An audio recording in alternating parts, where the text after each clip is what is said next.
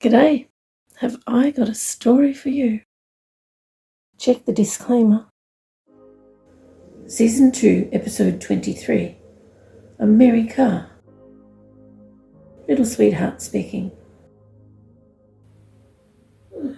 Where am I? Why can't I open my eyes? Why can't I move? I can hear noises in the background. Someone is washing dishes in the kitchen. Someone else is sitting on the floor in the hall on the other side of the door to this room. There is a big white cat in the front driveway. The little white car is here, but the brown car is gone. The white mouse in the garage seems to have had her babies. They are so tiny and pink. She is very proud of them. I hope no one finds them. I hope they don't come in the house. I don't want them caught in one of those horrible mousetrap things. I know where I am. I'm in the bed where I so often have to sleep. My body feels tired and heavy, and my legs feel, well, a peculiar but familiar feeling. Why can't I open my eyes? Why can't I move? I lay silent, waiting. I remember calling out for someone to wake me up when this has happened before, but no one hears me. I know that eventually my body will wake up. How does my mind wake up while my body is still asleep? Does this happen to other people? Am I a person? Is this the day that we visit that place where I will have to go 2 times each week starting next year in February? I don't want to meet more adults. I have enough adults who hurt me already. I don't want any more. I'm not allowed to. I'm not allowed to. I'm not allowed to. I'm not allowed to. I'm not allowed to. I wait, listening to the noises and scanning with my mind for what seems like a long time. But eventually my body does wake up. The moment it does, I open my eyes. I know it is the morning, but it is nice to see where the sun is shining on the wall, confirming this fact. The sun. Why do I remember the sun shimmering with the movements of the tall grasses, blowing in the breeze in that huge paddock? What grasses? Why do I remember the sun reflecting on that massive expanse of water? What water? Oh, why does my head hurt when I try to remember? Soon it will be the new year, 1969. I can see it in the woman's thoughts. It will be a full moon on the 4th of January here in Australia. So I am going to hide where they will not find me. I will also need to hide on the 3rd of January depending on where I am, because it will be full moon in the Merry Cars. I'm not sure what that means, but the last time they came and took me for a Merry Cars full moon, there's absolutely nothing merry about that car. After stepping through one of the portals, it was just an ordinary horrible car ride to a horrible place where they did horrible things. I think they should call it a horrible car. As usual, their thoughts did not match up with what they were saying. They were thinking of a place, not a car. What is today's date? The woman is not sure. She thinks the month is December. She thinks she slept through most of November. She is now going outside to the washing line. I quickly take this opportunity to get up. I smooth the blankets on the bed and make sure not one wrinkle is left. Then I open the door. Oh, look who has fallen asleep in the hall, just outside the door of this room. Oh, is he? Um, I would rather not know. Yet. I get the usual towel from the hall cupboard and carefully roll him onto his side, listening to his breathing. I put the towel under him, then roll him on his other side, and put the towel out flat so he is now laying on the towel. His breathing. I think...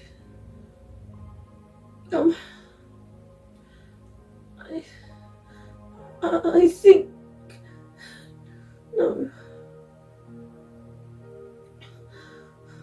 I silently go to the end room and get the little pillow from the cot. I bring it and put it on the towel under his head. He is so heavy. His head is so heavy. I very slowly pull the towel with him on it into the room where I so often have to be, and I put him between the end of the bed and the dressing table. I don't look. I won't. I look at his face, just in case.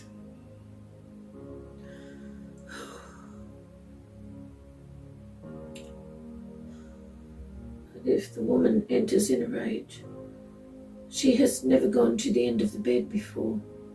Although I'm not sure this is the same woman, I cannot lift him onto the bed. For one thing, he is too heavy for me to lift, but also I do not know what that woman would do if she found him there. I sit and wait. A long time as usual. I watch the door handle, listening to his breathing, hoping and wishing that the door handle will not move and that no one will come through. I hear my voice whispering, "Please don't let her come. Please don't let her come. Don't let her come. Please. Please don't let her come." Who am I saying it to? I am surprised that she hasn't come through, although I don't want to even think about it. I am now wondering. I watch the rise and fall of his chest. He doesn't usually sleep for this long. Have they given him sleepy stuff? Why would they give him sleepy stuff and leave him on the floor outside this room?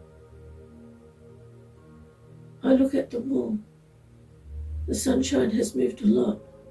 I estimate about 4 hours. I'm glad it is a warm day. My baby won't be cold. My baby. I suppose I shouldn't put it off any longer. I have to look at his face, properly look, not just a glance. I am not sure that I want to, because I already suspect... Oh dear. I know. I am sure. But I still hope and wish that... I don't... I really don't... I don't want to be right this time. I close my eyes and move up closer to his face, listening for footsteps in the hall. I scan first. As I suspected, his mind, his memories. Oh no. I do not want to open my eyes because that would make it real. Really real. Okay. Now...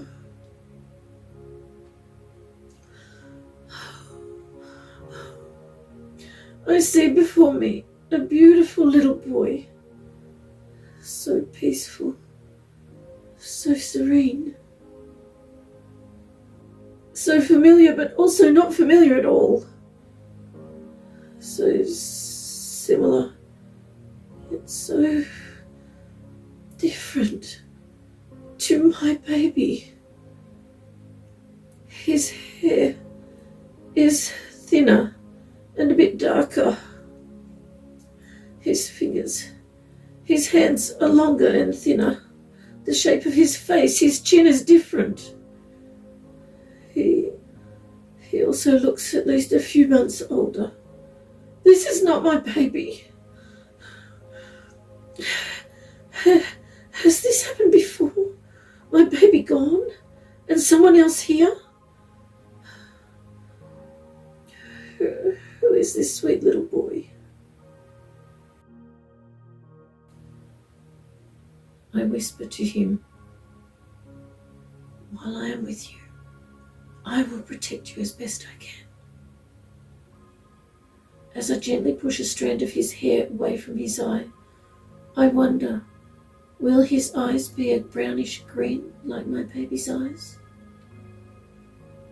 I quickly go back and stand on the mat next to the bed. I think this is a far enough distance from him. The woman probably won't even notice him there if she enters in a rage. Even if she swings me numerous times so that my legs hit the edge of the dressing table, this sweet little boy will be safe closer to the other end. I watch the door handle, hoping and wishing that it will not move and that no one will come through. How long is this little boy going to sleep? It has been hours. I glance at the rise and fall of his chest for a moment and listen to his breathing, so different to my baby's breathing. Where is my baby? I scan for the woman. She is still in the backyard. Is she stuck there? Has she gone to the moon? I don't mean literally gone to the moon. It is a metaphor that I use to describe their statue state, what the scientists call glitching. I don't like using the derogatory terms that they use. I think she has gone to the moon. Is this that new woman, Viola? I quickly go to the kitchen to check the fridge. No milk for him at all. No bottles in the sink. Has this child been fed? I glance in the lounge room as I go past, then walk down to the end room. The cot is still made, with the little pillow missing that I quickly took to put under his head. I push the blankets aside, just in case he ends up being put in there. It's cold at night, and this way he won't be put on top of them. I'll be able to cover him. How long was he asleep in that hall? As I turn to leave the room, I see baby's bottles. They look like they were lined up on the floor against the wall. Why are they there? Some have been knocked over, and there is a small puddle of milk under them. Why would anyone put bottles on the floor? I stand them all upright, then quickly go back to the room and close the door. Many unusual things happen here, but bottles of milk lined up on the floor? This has not happened before, not for my baby. This beautiful little boy is still asleep. Is this normal for him? How much sleepy stuff did they give him? How long will he sleep? I check the woman's thoughts. Her rotating thoughts are obey the man, cook his food, do the laundry, do the dishes, dust the shelves, mop the floor, iron the clothes, and sleep. She has no other thoughts about this little boy at all. In fact, he is not in her memories at all. Oh, her memories. They are so sparse. Where are all her memories? Is this the same Viola? Does she even know that she needs to take care of this child? Eventually, I feel her shudder through my scan. She comes inside, and I hear the back door slam shut. I'm not sure what to do. I saw no odd things that I call the rage triggers. Maybe she doesn't know about smacking frenzies. That would be nice. But nice things usually don't happen. Oh no, I hear a car. It sounds like the brown car, so it is probably Sleepy Man. I check his memories. The same as usual. I hear his feet walk in the door. He walks along the side of the room, emptying everything from his pockets along the mantel shelf. Then he goes straight to his chair. This is his normal behaviour. He rarely does anything different. The woman takes him a cup of tea and small plate with 2 biscuits, then goes to the mantel shelf and puts most of the things he placed there into the 4 pretty bowls that are on the shelf. She walks down the hall. Oh no. But I hear her footsteps walk past the door to this room, depositing more of his things from the mantel shelf in Lola's room and retrieving his slippers. Then back to Sleepy Man in the lounge room. I hear her ask, "Will you be here for dinner?" I know she is removing his shoes and putting slippers on his feet. As she puts his shoes near the front door, she says, "I will make dinner now." Can't she see that Sleepy Man is already asleep? I cautiously open the door and walk into the hallway. I squint. The hall light is on. I didn't realize how dark it was in the room. I watch the woman moving about in the kitchen through the doorway at this end of the hall. Eventually she catches sight of me. Well, I suppose we will find out now. She is less likely to suddenly be in a smacking frenzy rage in the middle of cooking dinner. They tend to concentrate on only one thing at a time. That is, if she's like the other women. She stares at me for a few seconds, then comes over, bends down, and I brace myself ready. But she asks me who I am and how I got into her house. I tell her that this is where I have to be on the surface. She asks, "On the surface of what?" oh dear. I ask her if she remembers the baby boy, and she asks, "What baby boy?" She has no memories of him. She also has no memories of me. I suppose we won't be visiting that place where I will have to be 2 times each week. What do they call it? Kinder?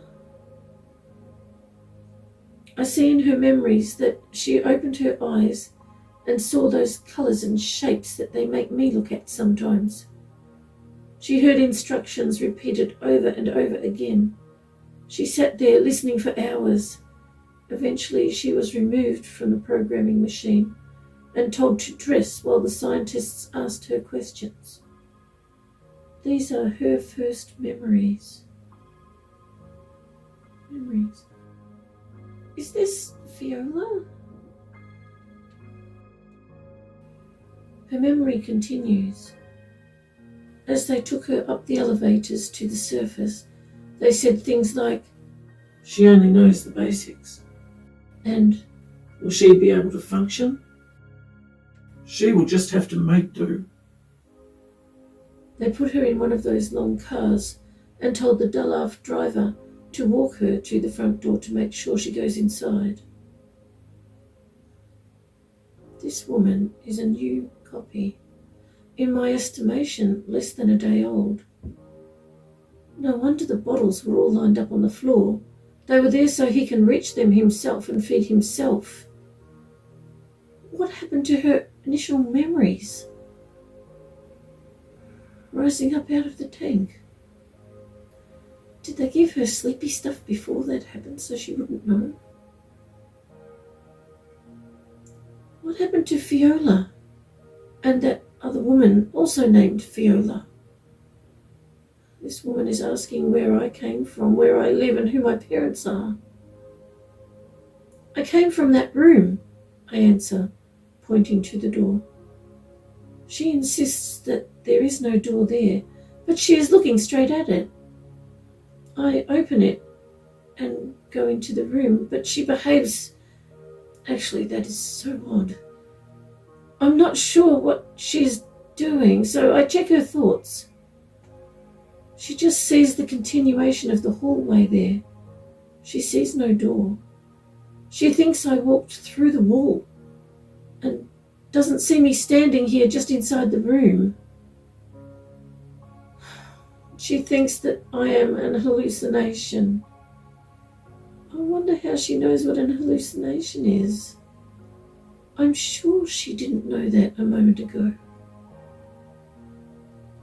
I step out through the doorway and she stops.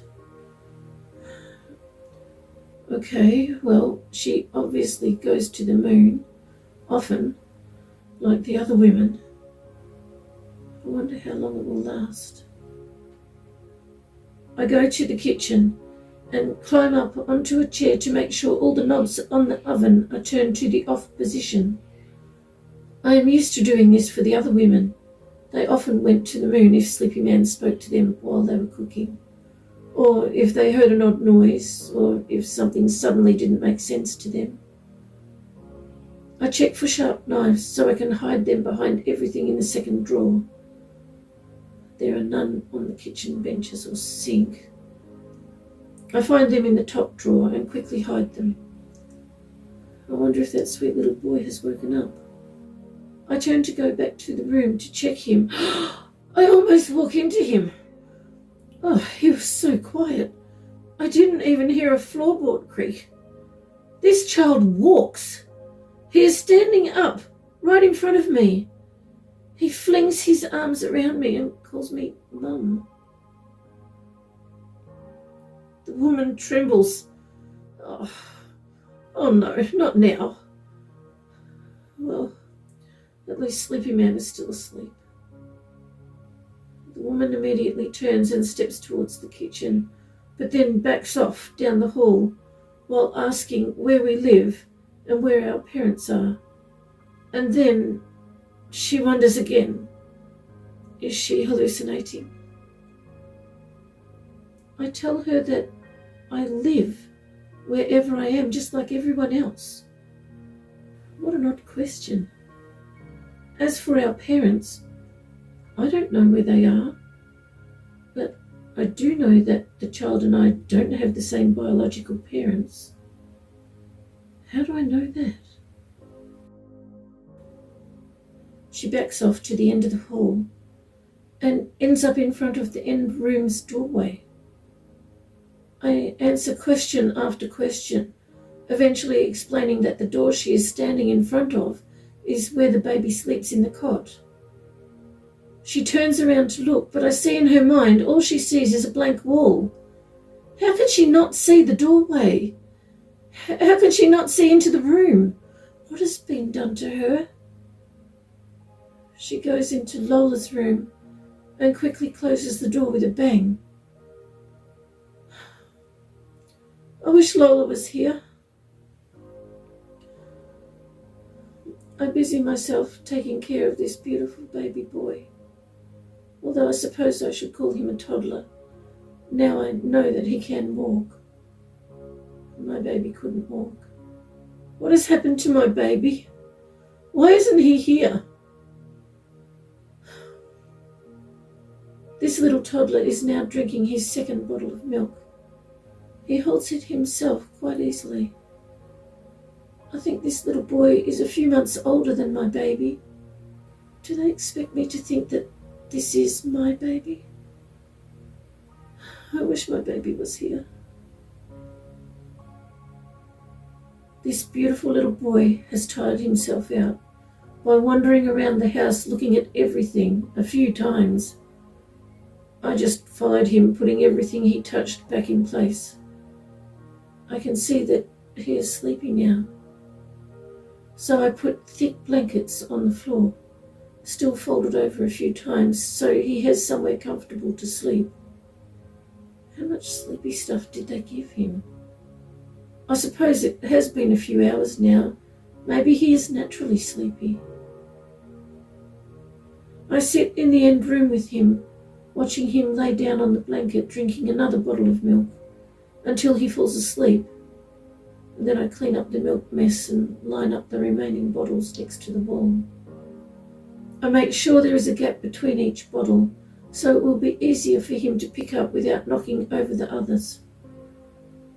I want everything ready for him, in case I am gone when he wakes up. I rinse the empty bottles in the little blue sink in the loo room, then put them on the kitchen sink. I get the little bowl that I use for my baby and put 2 baby biscuits in it and place it near the bottles in the end room. Sleepy Man is still asleep in his chair. Sometimes he doesn't wake up in the evening and just sleeps from when he comes home in the afternoon all night until morning. The woman has not come out of Lola's room. Is she asleep or has she gone to the moon? Actually, I would rather not know. I quietly go out the back door. It's darker out here than I thought it would be. I look over at the small trees outside the kitchen window and see that there is no point calling for the dog. I stand with my back against the fence and watch the door handle, waiting for my eyes to adjust to the darkness. I know that I should eat something because I'm feeling a bit lightheaded. When was the last time I ate? Yesterday? I don't remember yesterday. I look for walnuts that fall here from the neighbour's tree, while glancing back at the door handle every few seconds. It isn't easy finding them in all this long grass and prickles. I find 4, but without any shoes on, I will need to get a rock to crack them. I go back to the fence. I'm sure I felt a rock under my foot when I was standing there before. Yes. Exhausted after trying to crack them all open, I eat all 3 walnuts. The 4th shell is unusually hard. I think of my little container hidden further down behind the house and wonder if there are any walnuts in there or any apricots from the tree. I don't want to try to get through all this long grass and prickles to find out. My legs and feet are already scratched. Leaning against the fence, I watch the door handle, hoping and wishing that it will not move and that no one will come through. I glance over at the small trees outside the kitchen window. Sometimes they seem bigger when the dog is here, but I must not think of that. I wish the dog was here. I scan the house one last time. Nothing out of place. I returned the pillow to the cot and put the towel in the washing basket earlier. Everything is where it should be, except the spare blanket the toddler is sleeping on, and the 3 bottles against the wall. I can tell from his thoughts that the sweet little toddler is still asleep, and so is Sleepy Man in his chair. The woman... she is asleep in the bed where Lola slept. I didn't see the bathroom light turn on through the window. Maybe she didn't have her usual shower before bed. Maybe this woman will have a different schedule to the others. I glance at the small trees one last time. Still no change. Still no dog kennel. But I must not think of that. I wish the dog was here. It's so cold. There's no point sitting on the back doorstep without her. I sit down in the tall grass and try to get comfortable, but I can't. I pull my knees up and hug my legs, trying to warm them. I can feel how many scratches are there. I hope the woman doesn't notice. Oh, actually, I suppose this time it doesn't matter. While sitting here, I watch the door handle, hoping and wishing that it will not move and that no one will come through. I'm so cold. Oh, is that rain? Oh, I don't want to be in that room where I so often have to sleep. Bad things happen there at night. I quietly go inside to the end room. I lay on the floor next to the sweet little toddler. At least I know that this woman won't come in here. If I sleep, maybe I will stop being dizzy. Maybe I won't need food. I hope. I wish. What have they done to my baby? Where is he?